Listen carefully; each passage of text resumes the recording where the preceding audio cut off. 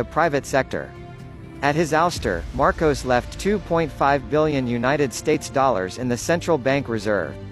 This means that Pres. Marcos during his 20 years of absolute rule only incurred a measly US $1 billion foreign debt to build up this nation with its fast-growing population and numerous infrastructure projects. How did President Marcos manage this government financially?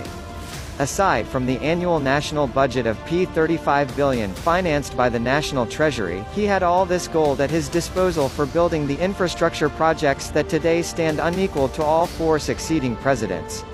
Today, this country has a foreign debt of around US $75 billion. From 1986 to 2000, the government under 3 presidents incurred a debt of US $51 billion on top of its original US $24 billion, in just 14 years.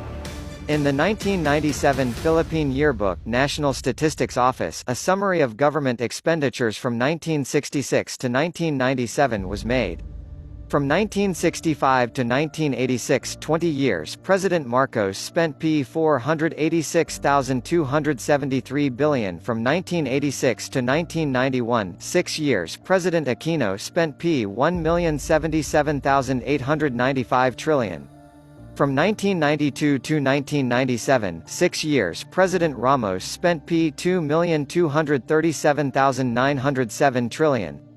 Between May 14 to June 5, 2003, a nationwide survey report conducted and administered by Asia Pacific Periscope put out this question: among our presidents, who do you think had done most for the country? The results were: Marcos 41%, Magsaysay 15%, Aquino 6%, Ramos 6%, Estrada 4%, Arroyo 2%, Quezon 0.3%, Quirino 0.3% and 22% could not give any name. Margin of error was plus or minus 2.7%. When Father José Antonio Diaz, alias Severino Sta.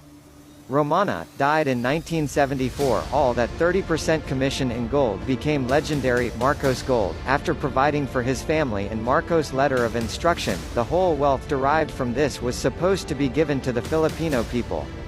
This was the Marcos wealth that some politicians and churchmen kept on saying was the ILLGOTTEN, Marcos wealth that until today is in Marcos' secret accounts.